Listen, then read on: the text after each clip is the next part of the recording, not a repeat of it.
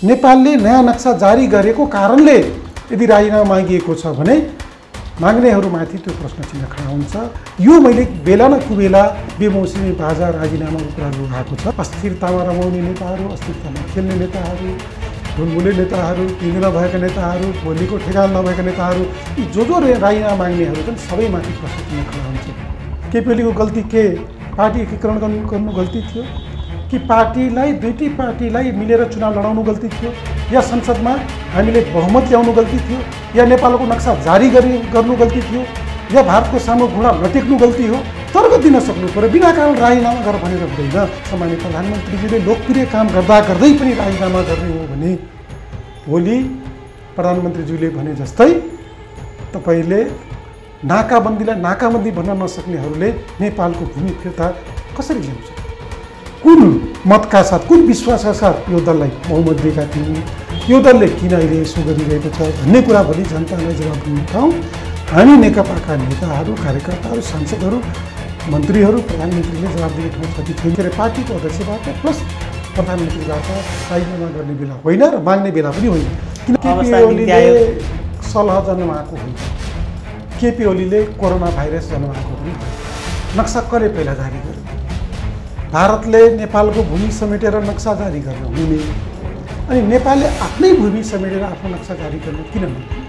नेपालको सांसद, नेपालको पानी खाने, नेपालको मानव खाने, नेपालको तलब खाने गुणगान भारतको गर्ने सरिता गिरीको दादागिरीका विषय पनि उठ्यो त्यहाँ। तर म सरिता गिरीलाई त्यो महत्त्व दिँदिनँ, किनभने उनी त तोता हुन्, कसैले केही पढाइदियो त्यही बोलिदिए। अर्को शब्द भन्दाखेरि भारतको उनी रिप्रेजेन्टेटिभ भन्दा पनि फरक पर्दैन। त्यस्तो किसिमबाट नाङ्गो किसिमले नेपालको संसदले त्यो भनेको राजद्रोहको काम हो, राष्ट्रियता विरुद्ध कदम। हाम्रा नेताको बोलीहरू भारतीय मिडियाका बोलीसँग मिल्ने, नेपालको मिडिया र समाचार टिभीले थाहै नपाउने, कुनै सदस्यले यसो गरेर पाद्यो भने पनि त्यो कुरा हुबहु जस्ताको जस्तै मिडियामा आउनु भनेको यो पार्टी सिस्टमभित्र पर्दैन। र नेकपाका कुनै पनि नेताले त्यस्तो गरेको छ भने ती नेता कारबाहीको भागीदार बन्नुपर्छ। साना साना कुराहरू जस्ताका तस्तै कुराहरू नेपालको मिडियामा पनि होइन, भारतको मिडियामा पुग्ने कुरा चाहिँ गलत कुरा हो, दुर्भाग्यपूर्ण कुरा हो। यदि त्यसो गरिने हो भने तुम्हारै पार्टीकालाई किन चाहियो?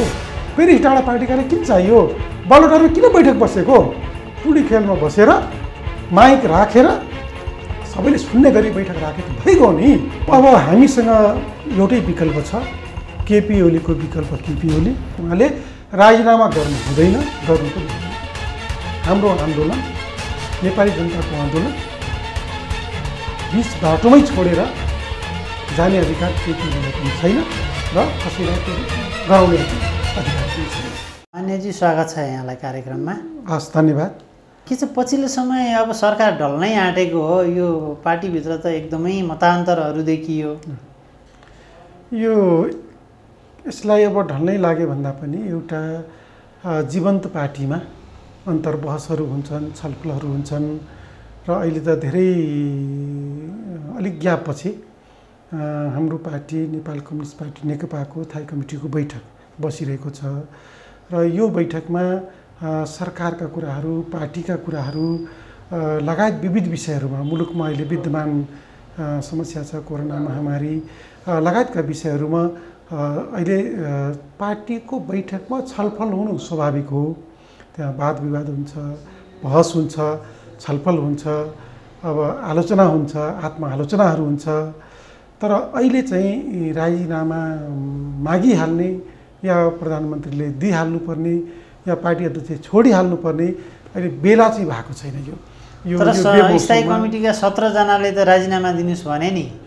अब स्थायी कमिटी नै सबै कुरो होइन र स्थायी कमिटीमा 44 जना सदस्यहरू हुनुहुन्छ, पार्टीका जिम्मेवार नेताहरू हुनुहुन्छ र अब 18 जनाले माग्यो भन्दैमा या छलफलको विषयमा मलाई विश्वास छ उठेको होलान्, तर राजीनामा गरिहाल्नुपर्ने, छोडिहाल्नुपर्ने के कारणले? कारण दिनु पर्यो, तर्क हुनु पर्यो नि। एउटा बिना आधार, बिना तर्क कसैको पद छोड्नुस् भन्ने र यो बेलामा, साँच्चै नै यो बेलामा सम्माननीय प्रधानमन्त्रीज्यूको राजीनामा यदि मागिएको छ भने, पार्टी अध्यक्ष छोड्नुस् भनिएको छ भने यसको अर्थ चाहिँ यो बेलामा अर्थ जनताले अर्कै अर्थ लगाउने बेला भएको हुनाले यो अहिले बेमौसममा पार्टी अध्यक्ष छोड भन्ने कुरा या सरकार छोड भन्ने कुरा किन भन्ने कुराको तर्कसँग बुँदागत रूपमा यो दिन सक्नु पर्यो नि। तर भनिरहनु भएको छ नि, प्रचण्डले पनि भन्नुभएको छ, स्थायी कमिटीका अधिकांशले भन्नुभएको छ प्रधानमन्त्री असफल हुनुभयो, सरकार सञ्चालनमा पनि असफल हुनुभयो, पार्टी सञ्चालनमा पनि।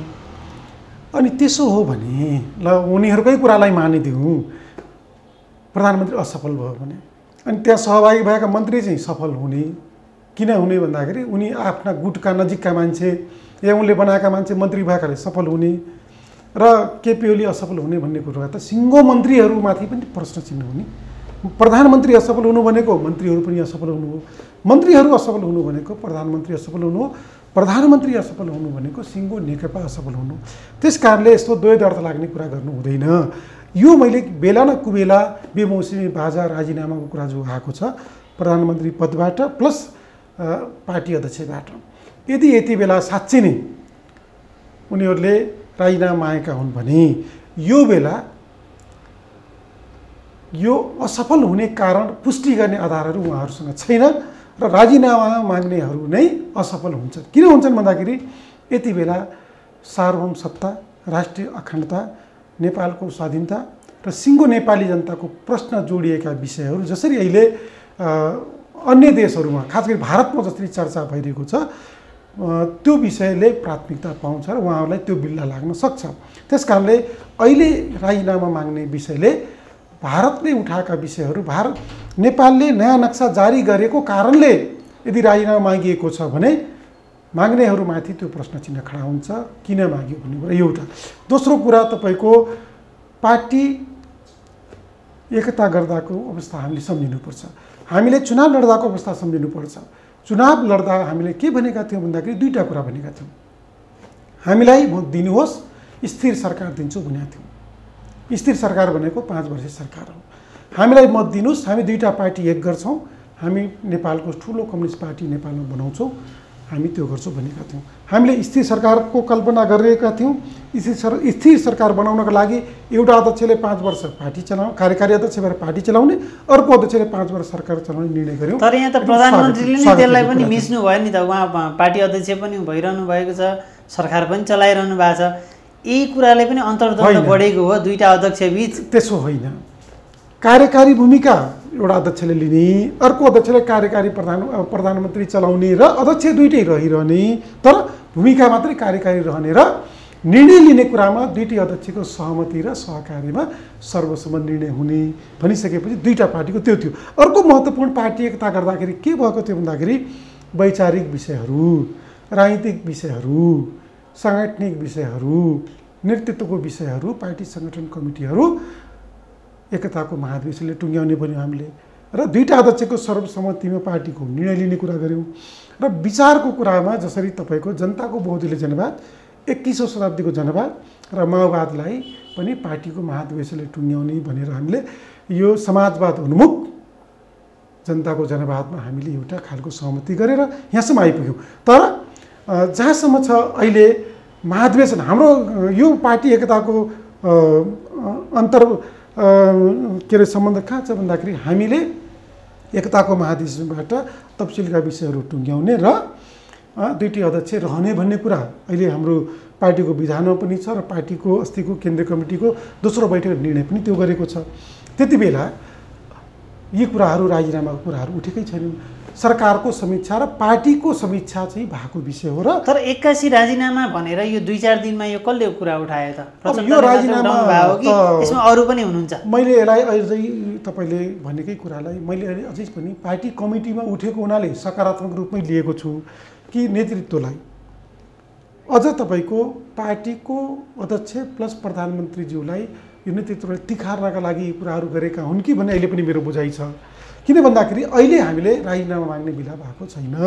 यसो भनिरहँदाखेरि अब साँच्चै राजीनामा गर्ने अवस्था आयो भने देशभक्त नेपाली जनताहरूले हामी कुन मतका साथ, कुन विश्वासका साथ यो दललाई बहुमत दिएका थियौँ, यो दलले किन अहिले यसो गरिरहेको छ भन्ने कुरा भोलि जनतालाई जवाब दिने ठाउँ हामी नेकपाका नेताहरू, कार्यकर्ताहरू, सांसदहरू मन्त्रीहरू प्रधानमन्त्रीले जवाब दिने ठाउँ छ कि छैन भन्ने पनि हामीले हेर्नुपर्छ।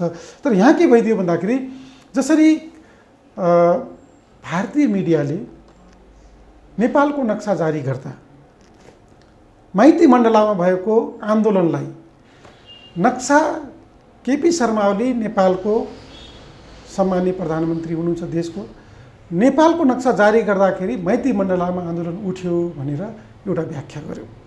नेपालका सबै मिडियामा त्यो कुराहरू भयो कि नेपालको नक्साको विरुद्धमा, नेपालको नक्सा जारी गरेको विरुद्धमा, जबकि नेपालले नेपालको भूमिसहितको नक्सा लिम्पियादुरा, लिपुलेक, कालापानी, सुस्ता लगायतको जो भागहरू छ त्यो समेटेर हामीले नक्सा जारी गऱ्यौँ र 71वटा स्थानमा भारतसँग नेपालको सीमा विवाद छ। र हामीले के गर्यौँ भन्दाखेरि म तपाईँलाई अलिकति जानकारी गराउँछु। म आफू आबद्ध भएको समिति संसदीय समिति छ, अन्तर्राष्ट्रिय सम्बन्ध समिति, त्यसको म सदस्य हो। र हामीले के गर्यौँ भन्दाखेरि नेपाल सरकारलाई तुरन्त भारतले नक्सा जसरी जारी गरेको थियो नोभेम्बर महिना 2019मा हामीले के भन्यो भन्दाखेरि नेपालको भूमि भारतको नक्सामा जारी भयो, नेपालले अविलम्ब आफ्नो भूमिसहितको नक्सा जारी गरिनुपर्छ भनेर एउटा समितिको तर्फबाट सरकारलाई निर्देशन गऱ्यौँ र सरकारले त्यति बेला प्राविधिक समिति बनाएर नेपालको छुटेको भूभागहरू समेट्ने गरी एउटा टिम बनायो। र दोस्रो पटक फेरि हामीले धेरै समय बितिसकेका थियो, 3-4 महिना बित्यो, किन ढिलो भयो नेपालको नक्सा जारी गर्न हामीले फेरि दोस्रो पटक भौतिक परराष्ट्र मन्त्री र भूमि सुधार मन्त्रीलाई बोलायौँ र यो कुरा फेरि जारी गऱ्यौँ। त्यो अविलम्ब अब कति प्राविधिक कुरा बाँकी छ, कति पुरा तुरन्त जारी गरोस् भन्दाखेरि उहाँहरूले जेठ 10 गते हाम्रो निर्देशनलाई सरकारले पालना गर्दै नेपालको नक्सा जारी गर्यो। यो त स्वागत। तर हिजो नारायण काजी श्रेष्ठले त भन्नुभयो नि प्रधानमन्त्रीले नि इच्छुक हुनुहुन्न थियो अरे संसदबाट नक्सा पास गर्नलाई भनेर। अब यो त के हो यो त मैले त सुनिनँ उहाँले त्यसो भनेको, मिडियामा आएको छ। यदि त्यसो भन्नुभएको छ भने अब सरकारले पास गर्यो, सरकारले नक्सा बनायो, संसदले के भन्छन् सर्वसम्मत पास गर्यो। अब सबै संसद र सरकारले गरेको कुरामा कुनै पनि नेताले त्यसो भनेको जस्तो मलाई लाग्दैन। यदि भनेका छन् भने यो संसदको र सरकारको र नेपाली जनताको भावनाको अपमान हुन सक्छ यो, किनभने कुनै पनि जनता, एकजना जनता पनि सडकमा दीपावली गरेका छन्। बाबा हिजो कोभिड-19 को व्यवस्थापन, रोकथाम, नियन्त्रणका लागि उठेको जुलुसलाई भारतीय मिडियाले नक्सासँग जोड्यो, विरोध गर्यो भनेर, जबकि आन्दोलनकारी जो हाम्रो दाजुभाइहरू हुनुहुन्थ्यो, आन्दोलनकारी युवा जमात थियो, तिनीहरू वास्तवमा नक्सा जारीको विषयमा होइन, तिनीहरूले दीपावली गरे। बाबा जहाँ आन्दोलन गर्दै थिए त्यहाँ दीपावली गरे, कसरी नक्साको विरोध हुनसक्छ? तर हामीले गरेका विभिन्न क्रियाकलापहरू, विभिन्न व्यवहारहरू, विभिन्न हाम्रा शैलीहरूले कहिलेकाहीँ भारतले उठाएको विषय, भारतले उचालेको हो कि भन्ने खालको अर्थ लगाउने गरी किन गतिविधि गर्ने? अहिले त्यसैले मैले भनेको यो राजीनामा गर्ने बेला पार्टी सदस्यबाट, पार्टीको अध्यक्षबाट प्लस प्रधानमन्त्रीबाट राजीनामा गर्ने बेला होइन र माग्ने बेला पनि होइन, किनभने पार्टी एकताको भावनाको मर्मको विरुद्ध छ र पार्टी कमिटी भनेको थाई कमिटी होइन, केन्द्रीय कमिटी पनि हो। त्यसकारण कुनै एउटा कमिटीमा उठेको विषयलाई मलाई लाग्छ पार्टीले सुझबुझ गरेरै निर्णय गर्छ र थाई कमिटीले यो विषयमा अर्को बिल्ला लाग्नबाट नेताहरूलाई जोगाउँछ भन्ने म विश्वास। अस्ति 14 गते प्रधानमन्त्रीले मदन स्मृति जयन्तीमा जुन अभिव्यक्ति दिनुभयो नि, मलाई हटाउन भारतको भूमिका छ, भारतकै ग्रान्ड डिजाइनमा राजीनामा गर्न लगाइँदैछ, सरकार ढाल्न खोजिँदैछ भन्नुभयो नि, यो कतिको सही कुरा हो? यो साँच्चै भारतको भूमिका छ अहिलेको यो पार्टीभित्रको अन्तर्गत? प्रधानमन्त्रीले भनेको कुरा त अब लुकेको विषय होइन, यो संसारभरि फैलिएको विषय हो। किन भन्दाखेरि प्रधानमन्त्री जेठ यो असार 14 गते बोल्नुभयो। भारतीय मिडियामा त हामीले जेठ 10 गते नक्सा पास गर्दाखेरि सडकबाट राजीनामा मागियो भन्ने कुरा त मिडियाले उठाएकै हो नि। त्यसैले नेपालको मिडियाले त्यति बेला त्यो कुरा उठाएन या उठाउन चाहेन त्यो, किनभने नेपालको मिडियाको सरकारको विषय थिएन। तर जसरी 10 गते नक्सा जारी भइसकेपछि विभिन्न आन्दोलनलाई जोडेर भारतीय मिडियाले जसरी कुराहरू उठायो, राजीनामाको कुरा सरकारको या केपी ओलीको क्षमतामाथिको प्रश्न जसरी उठायो, त्यो कुरालाई मिल्ने गरी नेपालका केही नेताहरूले पनि उठाए त्यो कुराहरू। सदनमा केही मान्छेले बोले, केही मान्छे सडकमै गएर जुलुसमै गएर बोले र अहिले पार्टीको बैठकमा यो विषय एउटा छलफलको विषय भएको छ। तर म फेरि पनि के भन्छु भन्दाखेरि यो बेला राजीनामा गर्ने, माग्ने रहने बेला होइन। अब अहिले त्यसो गऱ्यौँ भने हामी पार्टी एकताको भावनाको विरुद्धमा। अब राजीनामा माग्नेहरू भनेको अब प्रचण्ड नारायण काजीदेखि लिएर अब झलनाथ माधव नेपाल वामदेव गौतम सबै हुनुहुन्छ भनेपछि उहाँहरू सबै भारत परस्त हुनुभयो त? यो उहाँहरूले भारतकै इसारामा चाहिँ प्रधानमन्त्रीलाई चाहिँ राजीनामा दिनुहोस् भन्नुभयो। यो भारत परस्त भन्दा पनि म तपाईँलाई जोड दिएर भन्न चाहन्छु त्यो कुरा पनि उता जोडिन जान्छ, किनभने पहिलेदेखि त्यो कुरा उठ्या हुनाले बोलीमा लोली मिलेपछि मान्छे बाहिरबाट हेर्ने मान्छेले त्यो आशंका गर्न सक्छन्। तिमी नगर भन्न त हामी सक्दैनौँ, त्यो भनौँ न बाहिरी नजरबाट त्यो पनि छुट्छ। दोस्रो कुरो के छ भन्दाखेरि अहिले राजीनामा गर्यो भने केपी ओली शर्मामाथि होइन, नेकपामाथि पनि होइन, यी जो राजीनामा माग्नेहरू छन् सबैमाथि प्रश्न चिन्ह खडा हुन्छ। किन राजीनामा मागियो भन्दाखेरि लिपुलेक लिम्पियाद्वारा कालापानी समेटेर नेपालको नक्सा जारी गर्दाखेरि राजीनामा दिनुपर्ने हो र वा नेपालको मा जे गतिविधिहरू हुन्छ नेपालमा नाकाबन्दी हुँदा नाकाबन्दी होइन भन्नेहरू नाकाबन्दी झुकाएर खोलेको हो नि त केपी ओलीले, या त्यो अर्थ लाग्छ या नागरिकता विधेयक या हिजो संविधान जारी नगर भनेर भारतले रोक्दा रोक्दै केपी ओलीले को जुन सहितको सहभागितामा जसरी सुशील कोइरालाको नेतृत्वमा हामीले संविधान जारी गर्यौँ, भोलि यस्तै बिल्लाहरू लाग्दै जान्छन्। संविधान भारतले भनेअनुसार जारी नभएको, नागरिकताको अब लिने प्रक्रियामा वर्ष उनले भनेअनुसार नभएको वा नक्सा जारी नगर भनेर नगरेको कारणले हो भने अहिले केपी ओलीले साँच्चै अब पार्टीका नेताहरूले राजीनामा गराउने हो भने यी कुराहरू केपी ओलीले गरेका ऐतिहासिक कामहरूको लोकप्रियता सहन गर्न नसकेका कारणले राजीनामा मागिँदैछ कि भन्ने एउटा धब्बा लाग्न सक्छ। त्यसैले यो धब्बा लाग्ने तपाईँ प्रधानमन्त्री केपी शर्मा ओली असफल भएको मान्नुहुन्न? कसरी असफल हुनुहुन्छ उहाँले? सरकार सञ्चालनमा पनि समस्या आयो, पार्टीमा पनि आयो, तपाईँको कोभिड नियन्त्रणमा हेर्नुहोस् न अहिलेको लथालिङ्ग अवस्था। बिल्कुल लथालिङ्ग। सलह आउँदैन भने सहलले देशव्यापी सङ्कटको अवस्था निम्ति आयो। सलह जन्माएको होइन, केपी ओलीले कोरोना भाइरस जन्माएको पनि होइन। उहाँ खालि उखान टुखा मात्र भनिरहनु भएको छ, यसले पनि एउटा चाहिँ वातावरण क्रिएट गरेको यो बुझाइ मान्छेहरूको गलत छ है। अब बुझाइ म कसैले यो बुझाइ बुझ्न पाउँदैन भन्न त म सकिँदैन, तर बुझाइ के छ भन्दाखेरि यो असफल भनेर असफल भइदिएन। हेर्नुहोस् तपाईँ अहिले नेपालको साँच्चै नै कोभिडबाट मर्नेहरूको सङ्ख्या, अब कोभिडबाट सङ्क्रमित भएर ज्यान गुमाउनेको सङ्ख्या कति छ त्यो एउटा आकलन गर्नुहोस्। हामी रेकर्ड पनि हेरौँ र सङ्क्रमितको सङ्ख्या कति छ, अहिले क्वारेन्टाइनमा बसेको सङ्ख्या कति, र अहिले क्वारेन्टाइन व्यवस्थापनदेखि लिएर विदेश र भारतबाट आउनेहरूको सङ्ख्या कति, र नेपालमा चेकिङको टेस्टेडहरूको सङ्ख्या कति, यी सबै विषयमा म सबै कुरा राम्रो छ त म भन्दिनँ। किन भन्दाखेरि हामी एउटा अल्पविकसित देश हो, विकासशील राष्ट्र हो, हामी एउटा विकासमा फड्को मार्न गइरहेको देश हो, विकासको बाटो लम्किरहेको देश हो। हामी सीमित साधन र स्रोत छ नेपालमा, सीमित साधन र स्रोत मात्र होइन, हामीसँग स्वास्थ्य कर्मीहरूको पनि अभाव छ, प्रयोगशालाहरूको अभाव छ, र यो कोरोना भाइरस विश्वमा जसरी एक्कासी आयो र फैलियो र अरू देशको तुलना गर्ने हो भने नेपालको सरकारले लिएका कदम, चाहे त्यो स्थानीय तहले लिएको होस्, चाहे प्रदेशले लिएको होस्, चाहे सङ्घीय सरकार लिएको होस्, यी सबै तथ्याङ्कहरूलाई हामीले हेर्ने हो भने ट्र्याक रेकर्डर यसको तपाईँको बनाउने हो भने नेपालमा जुन हिसाबबाट WHO ले आकलन गरेको थियो कि यति धेरै भयावह अवस्थामा नेपालमा फैलिन्छ र यसरी मान्छे आज एउटा हामीले गर्व गर्नुपर्छ। हामी विभिन्न कमी कमजोरीका बावजुद पनि नेपाल सरकारले दिनहुँ दर्जनौँ लास उठाउनु परेको छैन।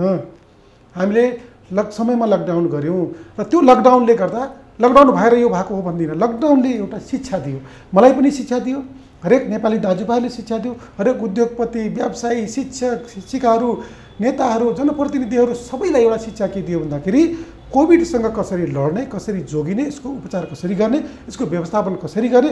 यद्यपि हामी सीमित साधन र स्रोतका बावजुद पनि व्यवस्थापन गर्दै गर्दा पनि विभिन्न कमी कमजोरीका बावजुद पनि मानवीय क्षति हामीले जुन अरू देशको तुलनामा, अमेरिकामा त अब दिनहुँ हजारौँको सङ्ख्याहरू हुन्थ्यो, धेरै मुलुकहरूमा त लाखौँ पुगिसक्यो, विकसित भन्नेहरू आफूलाई मै हुँ भन्ने देशहरूमा अहिले दर्जनौँ लासहरू, सयौँ हजारौँ लासहरू दिनु उठाइरहेको अवस्था छ।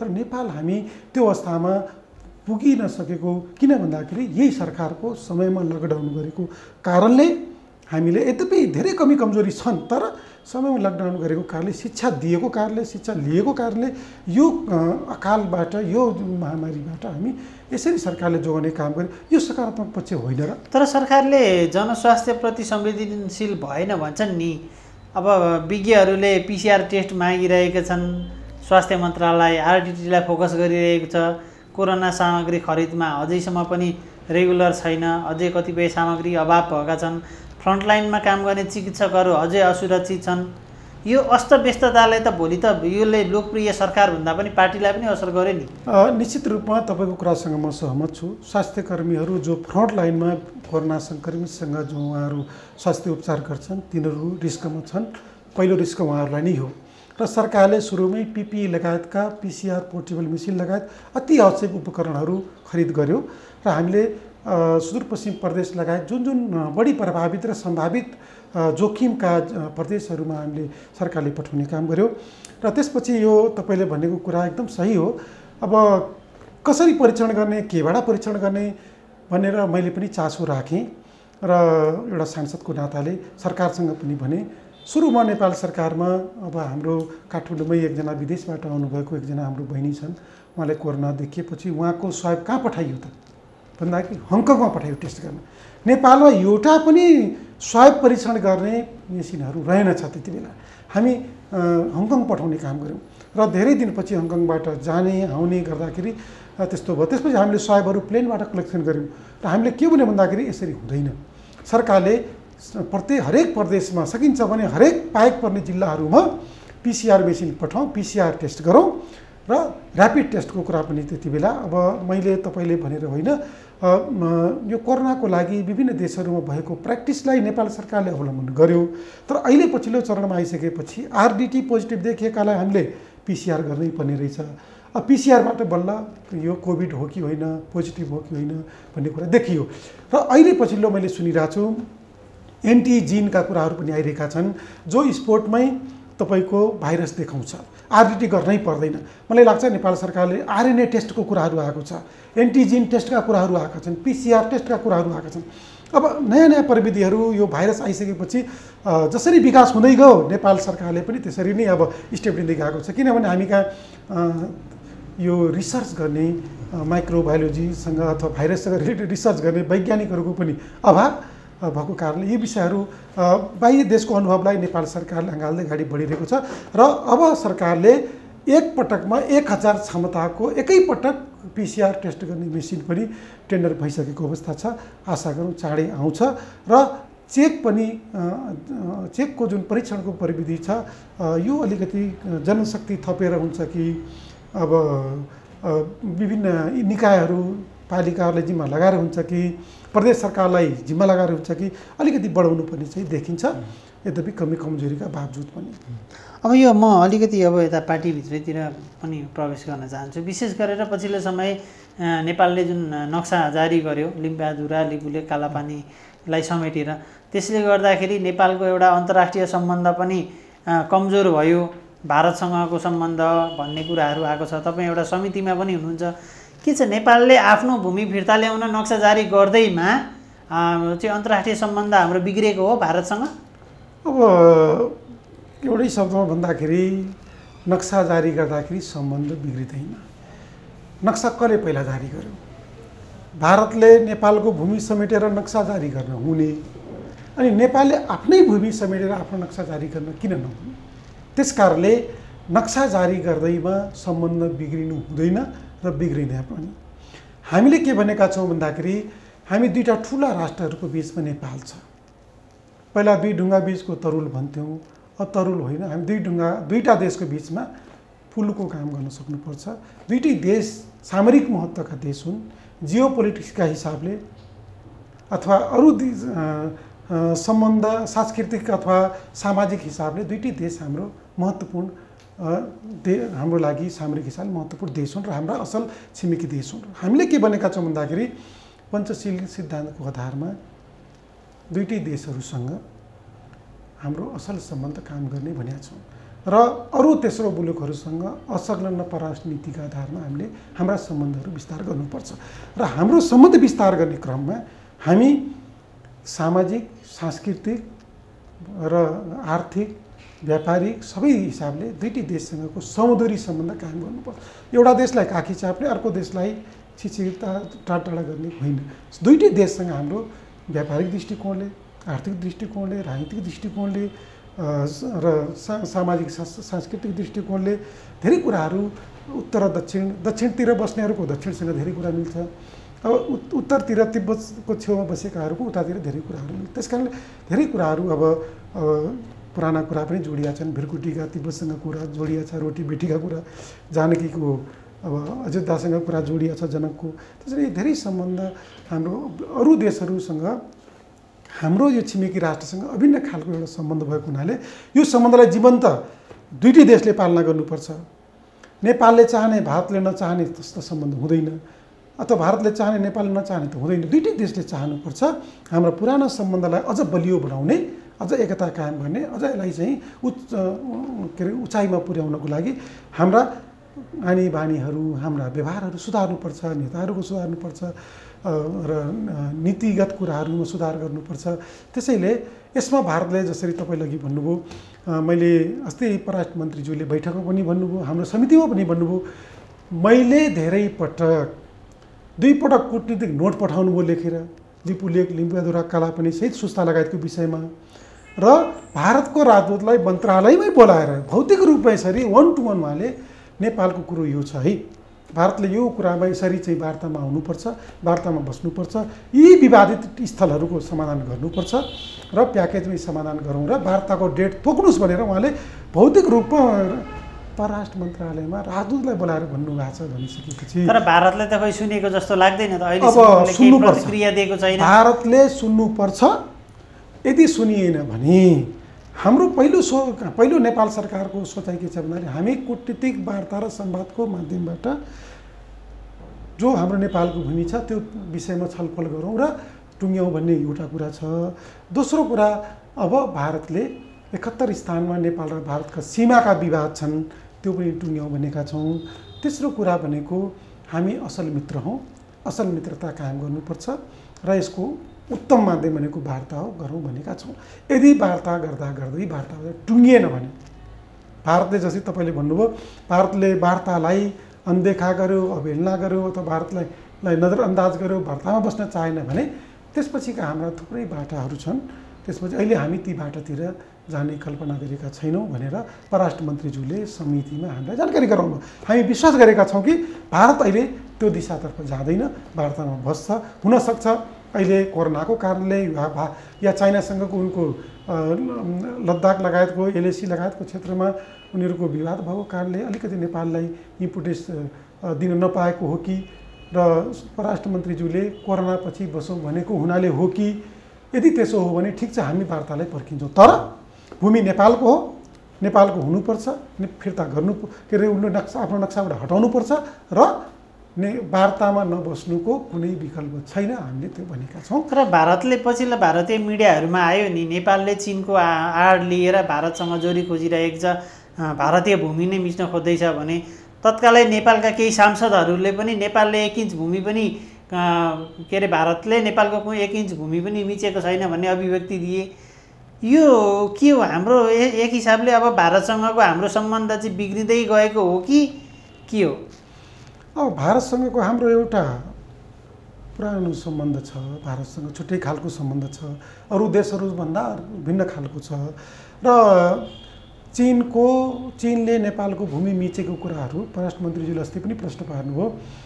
कुनै पनि टोली टिमले नेपालको कुनै पनि तथ्याङ्कमा भारत के अरे चाइनाले नेपालको भूमि मिचेको रेकर्ड छैन, कुनै पनि त्यस्तो खालको हामी कहाँ जानकारी पनि छैन र मिचेकै छैन भन्नुभएको छ।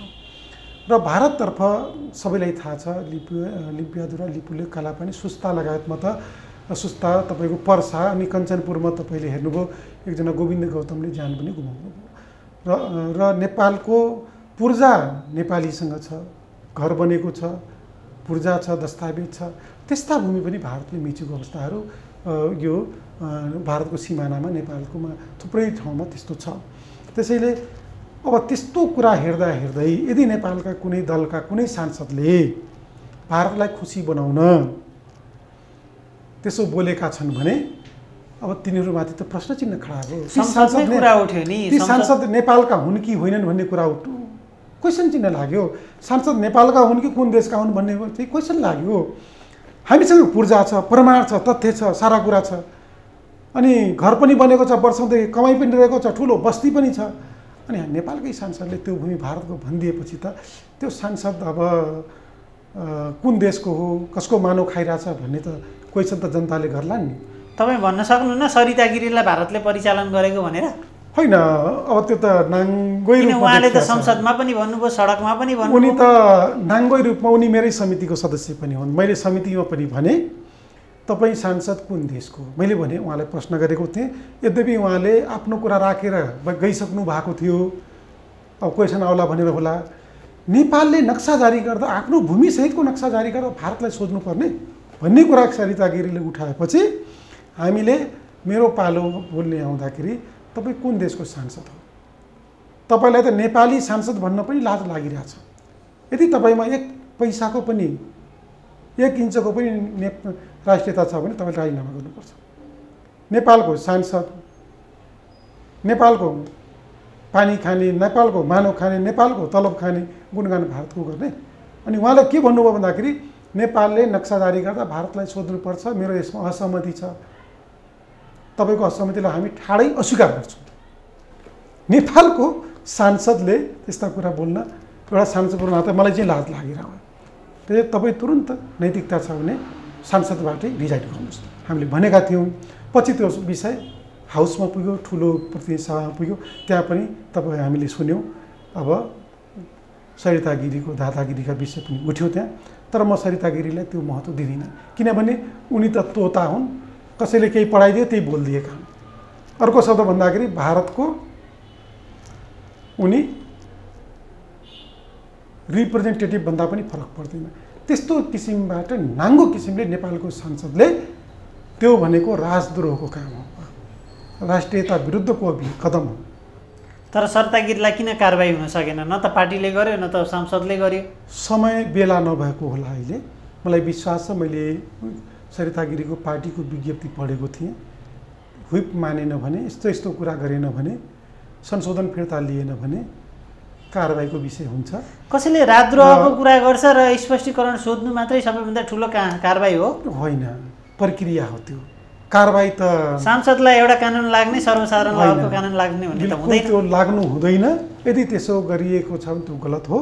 म के भन्न चाहन्छु भन्दाखेरि सरिता गिरीलाई पहिलो कुरा त पार्टीले उसको कारबाही दुईवटा तरिकाले हामीले कारबाही हुन्छ। एउटा राज्यले सिधै कारबाही गर्ने विषयमा तपाईँले भने जस्तै अब प्रष्टीकरण लगायतका अब तथ्य प्रमाणका आधारमा राज्यले लिने एक्सन एउटा पाटो भइहाल्यो। मुद्दा पनि परेको छ, तपाईँले सुन्नुभयो होला, हाम्रो के अरे परसाई र रमेश परसाईजीहरूले हाल्नु भएको छ। दोस्रो कुरो, तिनको आफ्नै पार्टीले पार्टी सदस्यबाट कारबाही गर्यो भने हाम्रो नेपालको संविधानमा र प्रतिनिधि सभा नियमावलीमा के छ भन्दा कुनै पनि सांसद कुनै पनि दलको सदस्य रहेन भने संसद पद स्वतः निलम्बन हुने भन्ने कुरा छ। उनको पार्टीले कारबाही गरेर संसदमा जानकारी गराएन भने र निर्वाचन आयोगमा जानकारी गराएन भने त्यो पनि फेरि बाटामै रहन्छ। त्यसैले कारबाही गरेको सदस्यबाट के अरे पार्टी सदस्यबाट हटाएको र कारबाही गरेको विषयको निर्णयसहितको, पार्टीको निर्णयसहितको कभरिङ लेटर सहितको संसद सचिवालय र निर्वाचन आयोगलाई जानकारी गरायो भने स्वतः सङ्घीय संसदले एक्सन लिन सक्छ। एउटा पाटो भयो। अर्को चाहिँ तथ्य प्रमाण अदालतमा मुद्दा परेको हुनाले त्यसको आधारमा उनको पद जान सक्ने व्यवस्था अर्को पाटो छ, कानुनी पाटो। त्यसैले मलाई लाग्छ यो प्रक्रियामा रहेको हुनाले अदालतले न्याय गर्छ यसमा। अब किनभने अहिले अदालतको विषय भएको हुनाले बिचमै बोल्ने कुरा पनि भएन र अर्को पार्टीले पनि प्रक्रियामै राखेको हुनाले त्यो दुइटै कुरोमा अब अर्काको पार्टीको विषय भएको हुनाले मैले ठ्याक्कै यसो भन्ने कुरा रहँदैन त्यसमा। अब के छ, अब अहिलेको यो विषम परिस्थिति, विशेष गरेर नेकपाभित्रको परिस्थिति, यसलाई सेफ ल्यान्डिङ गर्ने आधारहरू के त? कसरी अगाडि बढ्छ अब पार्टी र सरकार? अहिले यो नेकपा पार्टी बडा ऐतिहासिक र गजबको पार्टी अहिले खतम भएको छ। अहिले हामी कहाँ 10 वर्ष जनयुद्ध लडेर आएका नेताहरू सहितको अब नेतृत्वमा अहिले पार्टी अध्यक्ष पुष्पकमल दाहाल प्रचण्ड कमरेड हुनुहुन्छ। 15 वर्ष पार्टी चलाएका पार्टीको महासचिव भएर कमरेड माधव नेपाल पनि अहिले पार्टीको हाइकमान्डमा हुनुहुन्छ। जलनाथ खनाल पनि पार्टीको अध्यक्ष भएर प्रधानमन्त्री भइसकेको हुनुहुन्छ र धेरैजसो सचिवालयमा भएका नेताहरू पटक पटक पार्टीको महत्त्वपूर्ण जिम्मेवारी र नेताहरू पनि हुनुहुन्छ। कैयौँ पटक मन्त्री भएका र पार्टीको महत्त्वपूर्ण जिम्मेवारीमा रहेका र केपी शर्मा ओली पार्टीको अध्यक्ष पनि हुनुहुन्छ, देशको प्रधानमन्त्री पनि भइसक्नु भएको छ। पुष्पकमल दाहाल पनि 2 चोटि प्रधानमन्त्री हुनुभयो, माधव नेपाल पनि प्रधानमन्त्री भइसक्नु भएको छ। यसरी यी सबै नेताहरू प्रधानमन्त्रीको रूपमा जनतासँग टेस्टेड भएका नेताहरू हुन्। पार्टी प्रमुखको नाताले 15 वर्ष 10 वर्ष एकल अझ पुष्पकमल दाहाल कमरेडको त 10 वर्ष जनयुद्ध हाँकेको भयो, अझ भूमिगत कालदेखि जोड्ने हो भने त अझ धेरै वर्ष उहाँको पनि जोडिन्छ र यी सबैतिरबाट अनुभव गर्दै हन्टर ठक्कर खाँदै तपाईँले एउटा कुरा पनि जोड दिउँ, फुटको पनि हन्टर ठक्कर खाँदै माओवादी पनि फुटेरै आएर जुटेको हो, एमाले फुटेरै जुटेर फेरि अहिले नेकपा भएको हो। त्यसैले यी सबैतिरमा जनताबाट पनि पटक पटक टेस्टेड भए, पार्टी टुटफुट र जुटमा पनि टेस्टेड भएर आएर अब यो गल्ती गर्दैनन् भन्नेमा म विश्वस्त छु। गल्ती गर्दैनन् र गर्नु हुँदैन यो बेलामा।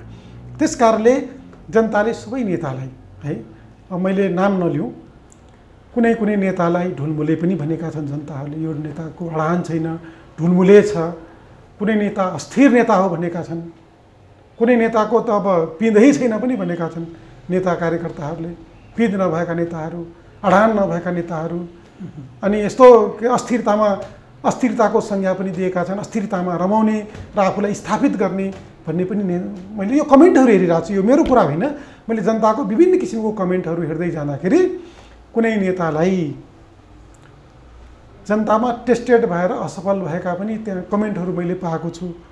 यसो भनिरहँदाखेरि नारदले भन्यो कि भन्ने होइन कि मैले जनताहरूको विभिन्न किसिमको यो पार्टी बैठक सञ्चालन क्रममा उठेका कमेन्टको मैले तपाईँलाई सविस्तार अस्थिरतामा रमाउने नेताहरू, अस्थिरतामा खेल्ने नेताहरू, ढुलमुले नेताहरू, पिँध नभएका नेताहरू, बोलीको ठेगान नभएका नेताहरू, अडान भएका नेताहरू, दम्म भएका नेताहरू, सबै नेताहरू केपी ओलीदेखि लिएर प्रचण्डदेखि लिएर सबै नेताको बारेमा विभिन्न किसिमको कमेन्ट मैले सुनेको हुनाले मैले यो चित्रण गर्नै पर्छ। तर यी सबै कुरामा अनुभव गरेर आइसकेपछि, खारिएर आइसकेपछि, भट्टीबाट पाकिएर आइसकेपछि, टुटफुटको पार्टी फुटको पीडा अनुभव गरेर आइसकेपछि अब मलाई लाग्छ थाई कमिटीमा यस्तो कुराहरू नेतृत्वलाई तिखार्नलाई भएको हो कि, छलफलमा उठेको हो कि, आत्मालोचना हाम्रो पार्टीको एउटा सिद्धान्तै बनेको कारणले यो भएको हो कि भन्ने मलाई त्यसरी लागेको हो। तर तिखार्नलाई हो भने सकारात्मक रूपले लिनुपर्छ। यो राजीनामा आदि इत्यादि भएको विषयहरू अब साँच्चै नै पार्टीलाई कमजोर पार्ने, यो नेपाल कम्युनिस्ट पार्टीको सिङ्गो नेपालको आन्दोलनलाई कमजोर पार्ने खेल हो भने यो दुर्भाग्य हो। यस्ता कुराहरू पार्टी कमिटीले गर्दैन भन्नेमा म विश्वास छु। गरिहाल्यो भने पनि दुर्भाग्य हुनेछ। भोलि प्रधानमन्त्रीले राजीनामा दिएरै जानुपर्ने अवस्था आयो भने के होला? यतापट्टि फेरि नेकपा एमाले पनि पुनर्जीवित भइरहेछ, पार्टी दर्ता भएछ। केपी ओली नेकपाको अध्यक्ष हुनुहुन्छ। नेकपाको दलबाट उहाँले प्रतिनिधित्व गरेर अहिले संसदको सबैभन्दा ठुलो 2/3 नजिक लगभग 2/3 सरकारको नेतृत्व गर्नुभएको छ। उहाँले राजीनामा गर्नु हुँदैन, गर्नु पनि हुँदैन। हाम्रो आन्दोलन, नेपाली जनताको आन्दोलन बिच बाटोमै छोडेर जाने अधिकार केपी ओलीलाई पनि छैन र कसैलाई त्यो गराउने अधिकार पनि छैन। पार्टीको अध्यक्ष चेन्ज गर्नु छ भने महाधिवेशनले गर्छ, क्लियर हुनुपर्छ। हामीले प्रधानमन्त्री फेर्नु छ भने संसदीय दलले गर्छ। तर बिचमा यो छलफल समीक्षा गर्ने अधिकार छ, तर यो गर्ने गराउने अधिकार छैन। सबै स्थायी समितिमा भएको अहिलेको यो चाहिँ रडाको भनेको एउटा नाटक मात्र हो। अब गम्भीर समीक्षा र छलफल हो, म यसरी भन्छु। र यसबाट पार्टीलाई त दुईटै कुरो छ। पार्टीको पनि समीक्षा हुन्छ, त्यहाँ भइरहेको छ। पार्टीलाई पनि चुस्त दुस्त पार्टीको नेतृत्वलाई पनि बनाएर लैजाने कुरो छ। कमी कमजोरी छ भने त्यहीँ छलफल र सल्लाह गरेर जाउँ। र अर्को कुरो सरकारको समीक्षा पनि छ। हामी आधा सरकार के अरे आधा पिरियड पार गरेका छौँ। सरकारको पनि समीक्षा गरेर अझ सरकारलाई बलियो बनाएर लैजाने कुरा त्यो हुनसक्छ। यदि त्यसो होइन, मलाई एउटा अचम्म लागिरहेछ, स्थायी कमिटीको बैठकमा खाना खाएर डकार गर्छ नि मान्छे, खोकेको कुराहरू, अब पादेको कुराहरू बाहिर ल्याउनु पनि यो नेकपाको कुनै पनि कमिटीमा त्यस्तो प्रचलन थिएन। हामी एमाले हुँदाखेरि जति कुराहरू हुन्थ्यो पार्टी कमिटीमा छलफल हुन्थ्यो, पार्टी कमिटीमा लेख्थ्यौँ, लिखित आलोचना आत्मआलोचना हुन्थ्यो, गम्भीर पार्टीले कारबाही गर्थ्यो, भित्रै रहन्थ्यो। कहिले पनि पत्र पत्रिका मिडिया समाचारमा त्यति बेला पनि त रेडियो थिए, त्यति बेला पनि पत्रिकाहरू थिए, तर अनलाइन सिस्टम त्यो थिएन। अहिले के भइदियो भन्दाखेरि कुनै सदस्यले यसो गरेर पाद्यो भने पनि त्यो कुरा हुबहु जस्ताको तस्तै मिडियामा आउनु भनेको यो पार्टी सिस्टमभित्र पर्दैन। यो नेकपाका कुनै पनि नेताले त्यस्तो गरेको छ भने मैले सुनेको छु, हुबहु रेकर्डिङ बाहिर आएको छ भने ती नेता कारबाहीको भागीदार बन्नुपर्छ। पार्टीभित्र मैले अघि पनि भने जीवन्त पार्टी बहस हुन्छ, छलफल हुन्छ, आलोचना हुन्छ, प्रतिवाद हुन्छ, गोलमथोल गरेर मस्का निकालेर के हुन्छ त भन्दाखेरि डल्लो बनाएर हामी पार्टीलाई त्यसरी शुद्ध बनाएर लान्छौँ शुद्धिकरणको हकमा। तर त्यहाँ चाहिँ साना साना कुराहरू जस्ताका तस्तै कुराहरू नेपालको मिडियामा पनि होइन, भारतको मिडियामा पुग्ने कुरा चाहिँ गलत कुरा हो, दुर्भाग्यपूर्ण कुरा हो। यदि त्यसो गरिने हो भने तुम्बाराई पार्टीकालाई किन चाहियो, पेरिस डाँडा पार्टीकालाई किन चाहियो, बालोटारमा किन बैठक बसेको, टुडी खेलमा बसेर माइक राखेर सबैले सुन्ने गरी बैठक राखे त भइगयो नि। यो त नेता बनाउँदाहरूको बिचमा क्वेसन चिन्ह उठ्यो कि प्रश्न चिन्ह उठ्यो। यो नेकपा पार्टीको थाई कमिटीको बैठकै होइन कि आमसभा हो कि जस्तो। अब साना साना कुराहरू हेर्नुहोस् त, तपाईँ बोल्दै गर्दा मैले गरेको कुराहरू, तपाईँ कतिपटक मेरो बिचमा बोल्दै गर्दा प्रतिवाद गर्ने, यस्ता साना साना कुराहरू बाहिर जाने भनेको यो पार्टीको गोपनीयताको, पार्टी पद्धतिको, पार्टी सिस्टमको बरखिलाफ हो, गलत हो। त्यसो कुनै पनि नेताले त्यसो गरेको छ भने यो त तपाईँको अक्षम्य कुराहरू हो। अनि कसरी नेकपाको कार्यकर्ता बन्न सक्छ? अब नेतृत्वले के गर्नु पर्यो, कसरी अगाडि बढ्ने, अब एक बनाएर लैजानको लागि? अब हामीसँग एउटै विकल्प छ, केपी ओलीको विकल्प। केपी ओली पार्टीको अध्यक्ष हुनुहुन्छ, देशको प्रधानमन्त्री हुनुहुन्छ।